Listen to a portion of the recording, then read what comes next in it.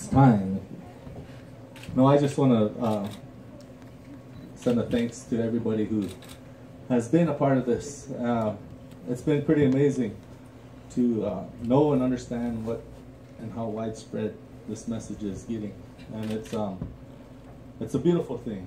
And when I spoke to Robert Redford earlier today, he was talking about how he made a category for indigenous films in 1980 in the Sundance lab, and it took a while. It wasn't before it wasn't until Chris Eyre and Sherman Alexa came out with a movie, Power Highway, and that really sparked it. But you know, just in talking with Robert Redford, I said there's a couple of things there that are similar in what we're doing. The first is you having a vision of what you would like to see and what you like to hear, and that is our story, Native American stories. So I didn't really understand why I had to come to this event, to Sundance Film Festival. And after I visited with Robert Redford, he said he was trying to build a foundation so that our stories can be seen and they can be heard. And it took so long for something like that to happen. It took so long. It seemed like 1980 was an eternity to today. And there's so much more that can be done. So he says he feels frustrated, but there's nothing to be frustrated about because our stories are there and they're coming. And we have some really young, talented actors and producers and filmmakers that can help us share the story. Now, Standing Rock, I know, is a story that people have been following. And there's a lot of things that came with it. It was something that we started in 2014 when we learned of this project. And the Standing Rock Sioux Tribe had immediately opposed this pipeline. But it seemed like we weren't being heard. For some reason, nobody listened to us. The federal government, the company, the state, no matter who we talk to, progress is going to go forward with this pipeline, no matter what. And so there's a lot of people that I contribute to help build that foundation in 2014 for the legal fight, the legal battle that we got into. I look at it like fighting it in from different angles. One is the legal, two is administrative or policy. We have to talk to the decision makers in DC, the policy makers, the rule makers in DC. We have to get our message to them, and we have to share our story. If we share our stories, there's an understanding of all the history and all the wrong that have been done to our people and why we are in the situation that we are. And so we're fighting it in that front. And now, and I give a lot of credit to the Obama administration because of the courage that they had to step up and actually do the very thing that we've been asking for, and that is to get an EIS, environmental impact statement. If we get that, now we have a way to tell our story to federal agencies, to share that this pipeline is going to impact our people, our land, our heritage, our culture, our language. This pipeline is going to actually hurt us. And the company will see that. So we've been fighting for this, and that has been our ask from day one. We've been asking for that. Don't do an EA, environmental assessment, let's do an environmental impact statement. We got that, and it took a lot of courage from the previous administration. Now, what we're seeing is a new administration coming in, and the political side of it is going to be challenging, and we're going to continue to work on it. Just recently, today, the Trump administration came out with a statement saying that they're going to move forward with the Dakota Access Pipeline and KXL. So until we hear or see what actual action they take, we can't react to it. So I'm not reacting to it. We're gonna see what tools or mechanism they are going to use to try to reverse what the Obama administration done. And then when I get that information, then we'll strategize on how we can move forward, and we'll look at all our legal options. We'll go back to the legal strategy and then the political strategy. But the other strategy that has been so effective and has built so much awareness is the men and women, the children and the elders who have been on the ground and who have been experiencing the fight at Standing Rock. And that was something that was unique and special. Now this has not been the first time Indian country stood up. There's been many battles, and there's been current battles. And I know, I don't understand sometimes why things happen the way they do, but they do. And for some reason, Standing Rock was heightened and I know a part of it is because of the youth. The youth are saying we don't want this in our future. So adults have to step up. But it's important that we don't forget all the other fights that we're in, all the other movements that are out there. And no, let's not let Standing Rock determine whether or not we're going to continue to stand up for our rights. We're going to continue to stand up for our lands. We're going to continue to stand up for our children.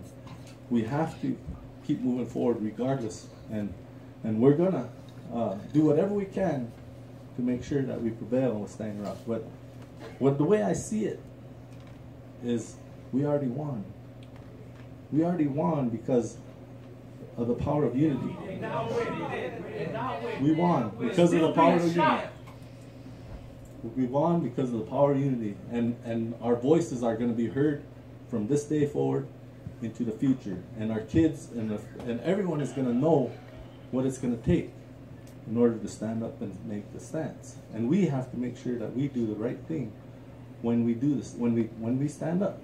And so the other thing is the power of prayer.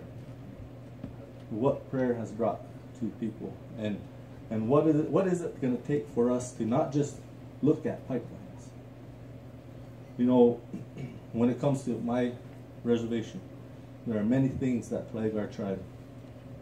There's alcoholism, there's drug abuse, there's all the abuses you could think of, homeless, suicide. We need to start taking these actions that we're doing now to stand up. When are we going to come together and stand up against meth? Meth is rampant in Indian country. Meth is there. So we have to, there's a lot of things that we can do and learn from this movement. Water is life. We take what the lessons that we learn, and it's not just water that is life. There's many more things that are life. There's the air that we breathe. Without air, we won't live. There's the earth. The earth is here to provide us the necessities that we love. And then there's also the sun, the fire that keeps in. We need those four things. So we got to keep looking at all the things that we're taking, the lessons from this movement, and keep moving in a good way for our people and for the future generations. Because if we know the trauma that plagued us for 200 years is going to continue to plague us, and it's up to us to make the decision. It's up to us to decide: are we gonna ever forgive? Learn how to forgive. Is there a time when we're gonna say, I can't dwell on what has been done to me, or what I can't dwell with what has been done to our people? Let's start focusing on what we have to do for the future and for the kids that are yet to come, those that are not yet born. So this whole movement has been very powerful, and it's been widespread, and it's been something that we can help the world learn. But there's been a lot of people, and from the beginning, there's been an individual who helped make this movement. And I know she has, I want to give her time on the mic. She's been at Standing Rock in April, and she has heightened awareness with the industry, the movie star industry. And the movie star industry has a lot of people that follow, so then there's been a way to, it's been a platform for us. And that's why I think this platform here at Sundance Film Festival is so important, because there's many stories. It's not just water is life. It's not just Standing Rock. There's so many stories that we have to get out and share. And I witnessed two of them. this weekend. I witnessed rumble, and I never knew that Indians were responsible for rock and roll. I witnessed Wind River, a show that gives a reality of what's happening in Indian country. And so these stories are there, and Shailene, I'm going to ask you to come up, say some words, and I just want to thank Shailene, and I want to thank everybody who has supported this movement and continues to support it, and we're going to continue to do what we have to do in the three fronts: political, legal, and actions on the line. So Shailene, if you come up, I want to thank you for coming and being here.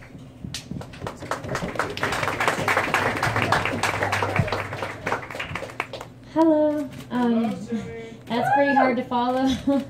I am a non-native ally who has been standing with Standing Rock. I found out about this movement in February of last year when a petition was started by the youth called Respect Our Water. And from February to now, I have witnessed some incredibly interesting triumphs and interesting events that have led me to my belief systems today. In February, I sent out an email to 200-ish highly influential people in the industry, friends of mine, people who have large social media outreach, and I got 3 responses back out of those 200 emails. And of those 3 responses, those fellow people did put out on social media the petition. They did retweet things that Respect Our Water was putting out, things that I was tweeting about. But 3 out of 200 people paid attention. 3. In September, I think it was September, I was arrested. And the day I got arrested, the minute I got arrested, millions of people started paying attention. To the point where on Instagram, Katy Perry commented on my Instagram, and I started laughing because I was like, whoa, Katy Perry's commenting on my Instagram about Standing Rock. But it showed me something that was really remarkable. We as a society have allowed ourselves to become so complacent and so apathetic that until something directly affects us, or until a celebrity or a famous person becomes affected, we don't pay attention and we don't care. And maybe in our hearts we say, oh, this is unfortunate that all of these water protectors are being arrested. No, this is unfortunate that yet another pipeline is being built on indigenous land. But it doesn't directly affect me, so I'm not really going to do anything about it. Well, what we've seen in the last few months with our political system, and what we've seen over the weekend with the amount of marches that have been happening, is that complacency is done. It's expired. It's retired. And this is a huge feat for not only this generation and the generations like today, but all of those who are to come. Because it shows that all of us in this room, whether we're indigenous or we're non-native allies, whether we're African American, whether we're Pacific Islander, doesn't matter. All of us have to unite, which is what the chairman was just saying.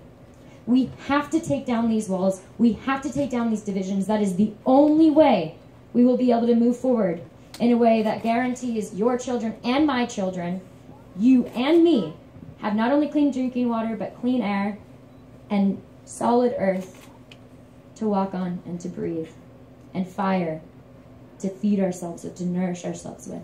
So I'm here to sort of encourage everyone to stay active. There's a lot of misconceptions out there that Standing Rock has done, that the Army Corps denied the easement, and the environmental impact statement is out there, so we're good, we're groovy, on to the next. We don't need to pay attention anymore. That's not true. We have to continue paying attention, and we have to use this movement as an example moving forward for every single movement, every single battle that we're going to be up against. Because this movement, on the grand scheme of things, proved that without ego and without fear, you can win a fight in a good way, with prayer, with ceremony, and with your hands open and your heart forward. I always say that because it's so true. What other movements have we seen in this country where people on the front lines are being shot with rubber bullets? People on the front lines are being thrown, water cannons, or water is being thrown at them in sub-0 degree temperatures, and yet they still show up in prayerful action. That is huge. And we have a big 4 years coming up. And this pipeline is going to be a big part of those 4 years. This pipeline is going to be a big part of our history. So it is our responsibility to stay engaged. If we don't do it, no one will. And it doesn't matter the color of your skin. I don't know what side of history my ancestors were on, but I do know what side of history I will be on. Yes. And the forgiveness thing that he was talking about, I can say from my end, I have to learn to forgive my ancestors. Ew. Because, again, I don't know what they did. So what you can do, I'm sure everybody's heard this all day long, is the biggest impact we can make moving forward with this pipeline is divesting from the banks. Because Trump may think, and his administration may think, that they're going to reinstall the Keystone XL pipeline, they're going to put back in the Dakota Access pipeline. There's no money invested. They can't do shit. I'm sorry. They can't do anything.